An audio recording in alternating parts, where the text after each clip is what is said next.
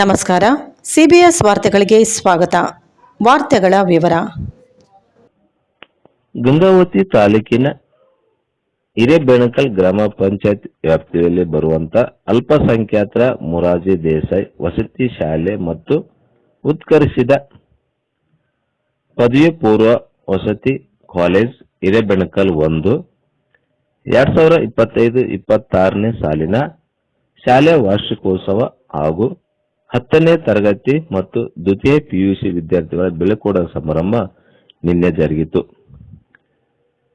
PUC ಮತ್ತು ವಾರ್ಷಿಕೋತ್ಸವದ ಕಾರ್ಯಕ್ರಮವನ್ನು ಮಾಂತೇಶ್ ದರ್ಗಾ ಹಿರಿಯ ಸಿವಿಲ್ ನ್ಯಾಯಾಧೀಶರು ಹಾಗೂ ಸದಸ್ಯರು, ಕಾರ್ಯದರ್ಶಿಗಳು, ಜಿಲ್ಲಾ ಕಾನೂನು ಸೇವೆಗಳ ಪ್ರಾಧಿಕಾರ ಇವರು ಕಾರ್ಯಕ್ರಮವನ್ನು ಜ್ಯೋತಿ ಬೆಳಗಿಸುವ ಮೂಲಕ ಉದ್ಘಾಟನೆ ಚಾಲನೆಗೆ ನೀಡಿದರು.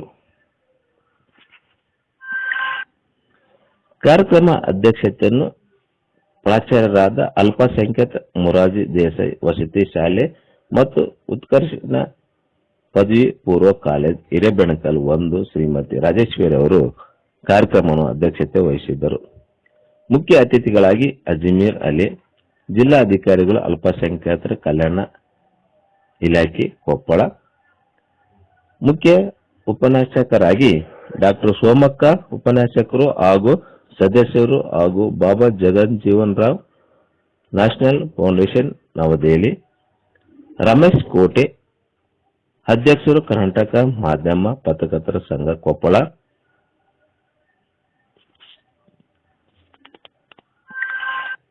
ರಾಮಲಿಂಗಪ್ಪ ಜಿಎಸ್ ಪ್ರಾಚಾರ್ಯರು, ಅಲ್ಪಸಂಖ್ಯಾತ ಮೊರಾರ್ಜಿ ದೇಸಾಯಿ ವಸತಿ ಶಾಲೆ ಮತ್ತು ಉತ್ಕರ್ಷಿತ ಪದವಿ ಪೂರ್ವ ಕಾಲೇಜ್ ಹಿರೇಬೆಣಕಲ್, ಶ್ರೀನಿವಾಸ್ ನಾಯಕ್ ತಾಲೂಕು ವಿಸ್ತರಣಾಧಿಕಾರಿಗಳು, ಅಲ್ಪಸಂಖ್ಯಾತರ ಕಲ್ಯಾಣ ಇಲಾಖೆ ಮತ್ತು ರಾಜ್ಯ ಪದಾಧಿಕಾರಿಗಳು, ಕೆಎಸ್ಜಿಇಎ ಗಂಗಾವತಿ, ಹಿರೇಬೆಣಕಲ್ ಗ್ರಾಮ ಪಂಚಾಯತ್ ಸದಸ್ಯರಾದ ವೀರೇಶ್ ಅಂಗಡಿ ಅವರು ಈ ಕಾರ್ಯಕ್ರಮದಲ್ಲಿ ಉಪಸ್ಥಿತರಿದ್ದರು. ಕಾರ್ಯಕ್ರಮದಲ್ಲಿ ಮಕ್ಕಳಿಗೆ ವಿವಿಧ ಪಠ್ಯೇತರ ಚಟುವಟಿಕೆಗಳಲ್ಲಿ ವಿಜೇತರಾದವರಿಗೆ ಬಹುಮಾನ ವಿತರಣೆ ಮಾಡಲಾಗಿತ್ತು. ಬಂದಂತ ಅತಿಥಿಗಳಿಗೆ ಸನ್ಮಾನ ಮಾಡಿಸಿ ಗೌರವಿಸಲಾಗಿತ್ತು. ಮಾಂತೇಶ್ ದರ್ಗಾದ್ ಅವರು ಕಾರ್ಯಕ್ರಮವನ್ನು ಉದ್ದೇಶಿಸಿ ಮಾತನಾಡಿದ, ದೇವರಷ್ಟೇ ಪವಾಡ ಮಾಡುವುದಿಲ್ಲ, ಶಿಕ್ಷಕರು ಶ್ರಮಪಟ್ಟು ತಮ್ಮ ವಿದ್ಯಾರ್ಥಿಗಳಿಗೆ ಪಾಠ ಹೇಳಿದಾಗ ಮಕ್ಕಳು ಅದನ್ನು ಅರ್ಥ ಮಾಡಿಕೊಂಡು ತಮ್ಮ ಜೀವನದಲ್ಲಿ ಅಳವಡಿಸಿಕೊಂಡರೆ ಮಾತ್ರ ಶಿಕ್ಷಣದಲ್ಲಿ ಮುಂದೆ ಬರಲು ಆಗುತ್ತೆ ಅಂತೇಳಿ ಮಾಂತೇಶ್ ದರ್ಗಾದ್ ಅವರು ಕಾರ್ಯಕ್ರಮ ಉದ್ದೇಶಿಸಿ ಮಾತನಾಡಿದರು. ಬಂದಂತ ಅತಿಥಿಗಳಿಗೆ ಸನ್ಮಾನ ಮಾಡಿ ಗೌರವಿಸಲಾಯಿತು. ವಿವಿಧ ಕ್ರೀಡೆಗಳಲ್ಲಿ SLC ಮತ್ತು PUCದಲ್ಲಿ 94-64% ತೆಗೆದಂತ ವಿದ್ಯಾರ್ಥಿಗಳಿಗೆ ಇದೇ ಸಂದರ್ಭದಲ್ಲಿ ಸನ್ಮಾನ ಮಾಡಿ ಗೌರವಿಸಲಾಯಿತು.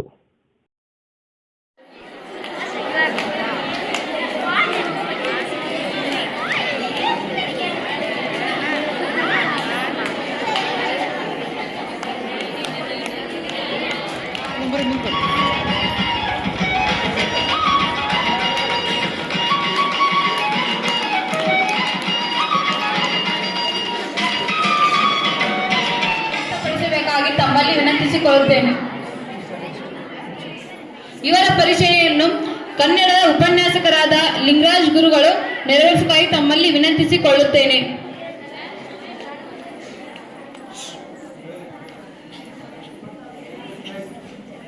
ಹತ್ತನೇ ತರಗತಿಯವರೆಗೆ ವಿಎಂ ಹೈಸ್ಕೂಲ್ ಹುನಗುಂದದಲ್ಲಿ ವಿದ್ಯಾಭ್ಯಾಸವನ್ನ ಮಾಡಿ PUC ಶಿಕ್ಷಣವನ್ನ ವಿಎಂ ಕಾಲೇಜು ಹುನಗುಂದದಲ್ಲಿ, BSc ಪದವಿಯನ್ನ SVM ಕಾಲೇಜಿನಲ್ಲಿ, LLB ಪದವಿಯನ್ನ ನಂದಿಮಠ ಲಾ ಕಾಲೇಜ್ ಬಾಗಲಕೋಟೆಯಲ್ಲಿ 1991ರಲ್ಲಿ ಪೂರ್ಣಗೊಳಿಸಿ 1999 ಅಲ್ಲಿಂದ 2008ರ ನವೆಂಬರ್ 1ರವರೆಗೆ ಅಡ್ವೊಕೇಟ್ ಆಗಿ ಸೇವೆಯನ್ನು ಸಲ್ಲಿಸಿ, ತದನಂತರ ನವೆಂಬರ್ 1ರಿಂದ ಸಿವಿಲ್ ನ್ಯಾಯಾಧೀಶರಾಗಿ ಸೇವೆ ಸಲ್ಲಿಸಿದಂತ ಇವರುಗಳು 2015ರಿಂದ ಹಿರಿಯ ಸಿವಿಲ್ ನ್ಯಾಯಾಧೀಶರಾಗಿ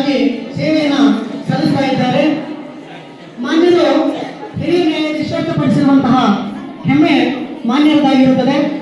ನ್ಯಾಯಾಂಗ ವ್ಯವಸ್ಥೆಯಲ್ಲಿ ಪ್ರಮುಖ ಪಾತ್ರವನ್ನು ವಹಿಸಿರುವಂತಹ ಇವರು ಜನಸ್ನೇಹಿ ನ್ಯಾಯಾಂಗ ಸೇವೆಗೆ ಒತ್ತನ್ನು ನೀಡುತ್ತಾ ಬಂದಿರುವಂಥದ್ದು ಗಮನಿಸಲಿರುವಂತಹ ವಿಷಯ.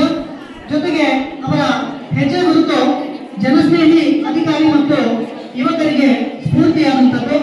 ಇವರ ಸಾಧನೆ ರಾಷ್ಟ್ರೀಯ ಲೋಕ ಅದಾಲತ್ಗಳ ಮೂಲಕ ಸುಮಾರು 5,340ಕ್ಕೂ ಹೆಚ್ಚು ಪ್ರಕರಣಗಳನ್ನು ಇತ್ಯರ್ಥಗೊಳಿಸಿರುವಂತಹ ಕೀರ್ತಿಗೆ ಮಾನ್ಯರು ಭಾಜನರಾಗಿರ್ತಾರೆ.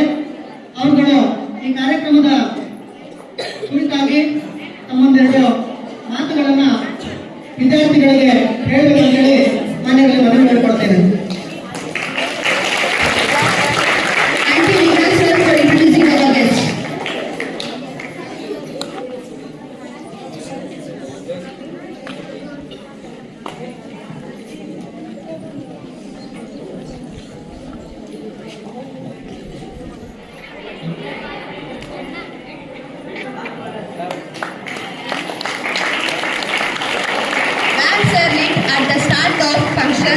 Puja, inaugurations, festivals. They invoke good luck and success. It is believed that lighting a lamp invites God's blessings and creates a scared atmosphere. Lighting a lamp shows respect for the occasions, elders, teachers and traditions.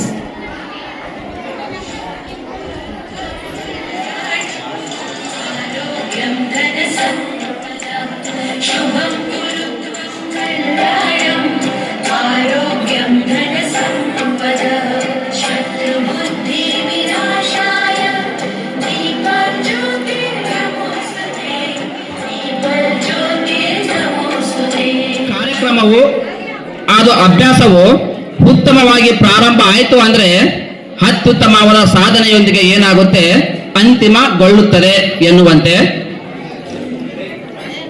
ಪ್ರತಿಯೊಂದು ಶಿಕ್ಷಕರೇ ವಿದ್ಯಾರ್ಥಿಗಳಿಗೆ ತಮ್ಮ ಎಲ್ಲ ಎಫರ್ಟ್ಗಳನ್ನು ಹಾಕಿ ವಿದ್ಯಾಭ್ಯಾಸವನ್ನು ಮಾಡಿಸಿ ಒಂದು ಅಂತಿಮ ಹಂತಕ್ಕೆ ತಂದಿರ್ತಾರೆ. ಆ ಅಂತಿಮ ಹಂತವೇ PUC ವಿದ್ಯಾರ್ಥಿಗಳು, ದ್ವಿತೀಯ PUC ವಿದ್ಯಾರ್ಥಿಗಳು ಹಾಗೂ 10ನೇ ತರಗತಿ ವಿದ್ಯಾರ್ಥಿಗಳು. ಪ್ರತಿಯೊಂದು ವಿಜ್ಞಾನಿ ಸಹಿತವಾಗಿ ಯಾವ್ದಾದ್ರೂ ಒಂದು ರಾಕೆಟ್ನ ರೆಡಿ ಮಾಡ್ಬೇಕಂದ್ರ ಆ ರಾಕೆಟ್ ರೆಡಿ ಮಾಡೋಕ್ಕಿಂತ ಮುಂಚೆ ಅವನ್ ಏನ್ ಮಾಡ್ಕೊಂಡಿರ್ತಾನೆ ಅಂದ್ರೆ ನನಗೆ ಒಂದು ಗುರಿ ಇಟ್ಕೊಂಡಿರ್ತಾನೆ, ಅದಕ್ಕೆ ಎಫರ್ಟು ಆಗ್ತಾನೆ. ಕೆಲವೊಂದು ರಾಕೆಟ್ಗಳು ಏನಾಗ್ತವೆ ಅಂದ್ರೆ ನನಗೆ ಆಕಾಶದಲ್ಲಿ ಹೋಗಿ ಗುರಿ ಮುಟ್ತವೆ. ಕೆಲವೊಂದು ರಾಕೆಟ್ಗಳು ಏನಾಗ್ತವೆ, ರಾಕೆಟ್ ಉಡಾವಣೆ ಆದ್ಮೇಲೆ ಲಾಂಚ್ ಆದ್ಮೇಲೆ ಎಲ್ಲೋ ಸಮುದ್ರದಲ್ಲಿ ಪತನಗೊಳ್ತವೆ.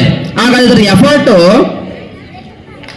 ಶಿಕ್ಷಕರು ಹಾಕಿರ್ತಾರೆ, ಆದ್ರೆ ಗುರಿ ಸೇರೋದು ಯಾರು ಕರ್ತವ್ಯ ಅಂದ್ರೆ ವಿದ್ಯಾರ್ಥಿಗಳ ಕರ್ತವ್ಯ. ಪರೀಕ್ಷೆಯಲ್ಲಿ ಯಾರು SSLCಗೆ ಫಸ್ಟ್ ಬರ್ತಾರೋ ಮತ್ತೆ PUCಯಲ್ಲಿ ಯಾರು ಫಸ್ಟ್ ಬರ್ತಾರೋ ನನ್ನಿಂದ ಪ್ರತಿಯೊಬ್ಬರು 5,000 ರೂಪಾಯಿ ಅವ್ರಿಗೆ ಬಹುಮಾನ ಕೊಡ್ತೀವಿ. ಒಂದು ಮನೆ ನಿರ್ಮಾಣ ಮಾಡ್ಬೇಕಂತಂದ್ರೆ ಬುನಾದಿ ಮುಖ್ಯ. ಬುನಾದಿ ಮುಖ್ಯ ಅಂದ್ರೆ ಫಾರ್ಮುಲಾ ಮುಖ್ಯ. ನಿಮ್ಮ ಸೈನ್ಸ್ನಲ್ಲಿ ಈಗ ಹೇಳ್ತಾ ಯಾವುದೇ ಪರೀಕ್ಷೆ ಭಯಪಡೋದಾ, ನೀವು ಚೆನ್ನಾಗಿ ಬರೀರಿ, ಎಲ್ಲರೂ ಖಂಡಿತವಾಗಿ ಫಸ್ಟ್ ಕ್ಲಾಸ್ ಡಿಸ್ಟ್ರಿಕ್ಷನ್ ಮತ್ತು ರ್ಯಾಂಕ್ನು ತಗೊಂತಾರಂತ ನಮ್ಮ ವಿಶ್ವಾಸ ಐತಿ. ಕೇರ್ ತಗೊಂತಿದ್ರು, ಚೆನ್ನಾಗಿ ಓದ್ತಿದ್ರು, ಈಗೂ ಸಹ ಅಷ್ಟೇ ಚೆನ್ನಾಗಿ ಕೇರ್ ತಗೊಂತಾರಂತ. ನೀವು ಅದನ್ನ ಯೂಸ್ ಮಾಡ್ಕೊಳ್ಳಿ, ಯುಟಿಲೈಸ್ ಮಾಡ್ಕೊಳ್ಳಿ, ಅದನ್ನ ಬಿಟ್ಟು ವೇಸ್ಟ್ ಮಾಡಕ್ ಹೋಗ್ಬೇಡ್ರಿ ಟೈಮ್ ಅಂತ ಹೇಳ. ಒಮ್ಮೆಲೆ ಅವ್ರನ್ನ ಅಗಲಿ ಹೋಗ್ಬೇಕಾದ್ರೆ ಬಹಳಷ್ಟು ನೋವಾಗುತ್ತ, ಆದ್ರೂ ಅದು ಅನಿವಾರ್ಯ. ಯಾಕಂದ್ರೆ ಮುಂದಿನ ಒಂದು ವಿದ್ಯಾಭ್ಯಾಸಕ್ಕೆ ನಾವು ಹೋಗಲೇಬೇಕು. ಎಸ್ಪೆಷಲಿ ಕ್ವಾಲಿಟಿ ರಿಸಲ್ಟ್ಸ್ ಅಂತ ಹೇಳ್ತೀವಿ ನಾವು. ಜಸ್ಟ್ ಪಾಸ್ ಆಗೋದಂತಲ್ಲ, ಕ್ವಾಲಿಟಿ ರಿಸಲ್ಟ್ಸ್ ಎದಕ್ಕೆ ಬೇಕಂತಂದ್ರೆ ನೆಕ್ಸ್ಟ್ ಒಂದು ಸ್ಟೇಜ್ ಹೋಗುವಂಥ ಹಂತಕ್ಕೆ ಬೇಕಾಗತ್ತೆ. ಅದರಲ್ಲಿ ಕ್ವಾಲಿಟಿ ರಿಸಲ್ಟ್ಸ್ ಏನಕ್ಕೆ ಬೇಕಾಗತ್ತೆ ಅಂತಂದ್ರೆ ಪ್ರತಿಯೊಂದು ಹಂತದಲ್ಲಿ ಕಲಿಕೆ ಆಗಿರೋದು ಯಾವಾಗಲೂ ಕೂಡ ಮರೆಯೋದಿಲ್ಲ. ಅದು ನಿಮ್ಗೆ ಒಂದಲ್ಲ ಒಂದು ರೀತಿಯಲ್ಲಿ ಅದು ನಿಮ್ಗೆ ಹೆಲ್ಪ್ ಆಗೇ ಆಗುತ್ತೆ. ನೀವು ಅರ್ಥ ಮಾಡಿಕೊಂಡು ಅಂಡರ್ಸ್ಟ್ಯಾಂಡ್ ಮಾಡಿಕೊಂಡು ಕಾನ್ಸಂಟ್ರೇಷನ್ ಕೊಟ್ಟು ಓದಿದ್ದು ಬಹಳಷ್ಟು ದಿನದವರೆಗೂ ಕೂಡ ನೆನಪಲ್ಲಿ ಇರ್ತದೆ. ಒಂದು ಸಣ್ಣ ಎಕ್ಸಾಂಪಲ್ ಹೇಳೋದಾದ್ರೆ 1ನೇ ಕ್ಲಾಸ್ನಲ್ಲಿ ಇಲ್ಲಿಯ ಪ್ರಜೆನ ನಾನು ಇಲ್ಲಿಯ ಪ್ರಜೆನೇ ಅಂತ. ಹಾಗೆ ಮಕ್ಕಳೇ, ಬರೀ ದೇವರಷ್ಟೇ ಪವಾಡ ಮಾಡುವುದಿಲ್ಲ, ಬರೀ ದೇವರಷ್ಟೇ ಪವಾಡ ಮಾಡುವುದಿಲ್ಲ, ಶಾಲೆಗಳು ಪವಾಡ ಮಾಡುತ್ತವೆ. ಆದ್ದರಿಂದಲೇ ಶಾಲೆಗಳನ್ನ ಜ್ಞಾನ ದೇಗುಲಗಳೆಂದು ಕರೆಯುವುದು, ಶಿಕ್ಷಕರನ್ನ ದೇವರು ದೇವತೆಗಳೆಂದು ಕರೆಯುವರು. ಯಾಕೆ ಗೊತ್ತಾ? ಪವಾಡಗಳನ್ನು ಸುಮ್ಮನೆ ನಾವೆಲ್ಲ ಬರೀ ಯಾವುದೋ ಎಲ್ಲೆಲ್ಲೋ ಆಗ್ತಾವು ಅಂತ ಕೇಳ್ತಾ ಇರ್ತೀವಿ. ಆದರೆ ಶಾಲಾ ಕಾಲೇಜುಗಳಲ್ಲಿ ಶಿಕ್ಷಕರಾದಂಥವರು ದೇವರು ದೇವತೆಗಳಂತ ಕರೀತಾರೆ ಮತ್ತು ನಿಮ್ಮಿಂದ ಪವಾಡಗಳನ್ನು ಮಾಡ್ತಾರೆ. ಏನು ಈ ಪವಾಡಗಳನ್ನು ಮುಟ್ಟಿದ ತಕ್ಷಣ ಮ್ಯಾಜಿಕ್ ಮಾಡುವಂಥದ್ದಲ್ಲ. ಎಂಥದ್ದು ಇಲ್ಲದೆ ಇರುವಂಥವರು ಉನ್ನತ ಅಧಿಕಾರಕ್ಕಾಗಿ ಸಿಕ್ಕಿದಾರಲ್ಲ, ಅದರಲ್ಲಿ ಎಲ್ಲರೂ ಸಹ ಅವ್ರಿಗೆ ಮುಖ್ಯ ಕಾರಣ ಯಾರು? ಶಿಕ್ಷಕರು. ನಿರಂತರವಾಗಿ ಪ್ರಯತ್ನ ಪಡ್ತಿದ್ದಾರೆ. ಆ ಪ್ರಯತ್ನ ಫಲವಾಗಿ ಹಿಂದಿನ ವರ್ಷ ನಾವು ಸ್ವಲ್ಪ ಉತ್ತಮವಾದ ಫಲಿತಾಂಶವನ್ನು ಕೊಡ್ತಾ ಬಂದಿದ್ದೀವಿ.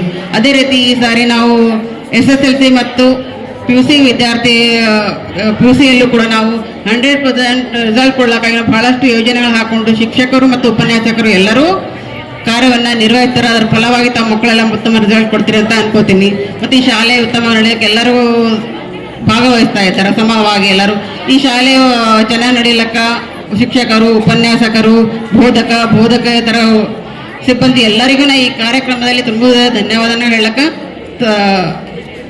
ಯಾಕೆ ಬಹಳ ಮುಖ್ಯ ಅಂತ ಹೇಳಿದ್ರೆ, ಶಿಕ್ಷಣ ನಮ್ಮ ಒಳಗಡೆ ಇರತಕ್ಕಂಥ ಅಜ್ಞಾನವನ್ನ ಓಡಿಸುತ್ತೆ. ಜ್ಞಾನ ಅಂತಕ್ಕಂಥದ್ದು ಬೆಳಕಿದ್ದ ಹಾಗೆ, ಜ್ಞಾನ ಅನ್ನುವಂಥದ್ದು ಅರಿವಿದ್ದ ಹಾಗೆ. ಇಂತಹ ಜ್ಞಾನ ಮತ್ತು ಬೆಳಕನ್ನ ನಾವು ಪಡ್ಕೊಳ್ಬೇಕು ಅಂತ ಹೇಳಿದ್ರೆ ಮೊದಲು ನಮ್ಮ ಒಳಗಡೆ ಇರತಕ್ಕಂಥ ಕತ್ತಲನ್ನ ನಾವು ದೂರ ಮಾಡ್ಕೊಳ್ಬೇಕು. ಆ ಕತ್ತಲನ್ನ ದೂರ ಮಾಡ್ಕೊಳ್ಬೇಕು ಅಂತ ಹೇಳಿದ್ರೆ ಜ್ಞಾನ ಅನ್ನುವತಕ್ಕಂಥದ್ದು ಪ್ರತಿಯೊಬ್ಬರಿಗೆ ಸಿಗಲೇಬೇಕು. ಅದು ಮೂಲಭೂತ ಹಕ್ಕಾಗಬೇಕು. ಜ್ಞಾನ ಸಿಕ್ಕಾಗ ಮಾತ್ರ ಮನುಷ್ಯ ತನ್ನೊಳಗಡೆ ಇರ್ತಕ್ಕಂಥ ಓರೆಕೋರೆಗಳನ್ನ, ತನ್ನೊಳಗಡೆ ಇರ್ತಕ್ಕಂಥ ತಪ್ಪುಗಳನ್ನ ತಿದ್ದಿಕೊಳ್ಳೋದಕ್ಕೆ ಸಾಧ್ಯ ಆಗುತ್ತೆ ಅನ್ನುವಂತಹ ಕಾರಣ ಮತ್ತು ಸದಾಶಯವನ್ನ ಇಟ್ಟುಕೊಂಡು ಎಲ್ಲರಿಗೂ ಶಿಕ್ಷಣದ ಅವಕಾಶವನ್ನ ಕೊಟ್ಟಿದ್ದಾರೆ. ಅಂತ ಒಂದು ಶಿಕ್ಷಣವನ್ನ ಇವತ್ತು ನಾವು ನೀವೆಲ್ಲ ಪಡ್ಕೊಂಡಿದ್ದೀವಿ, ಪಡ್ಕೊಳ್ತಾ ಇದ್ದೀವಿ.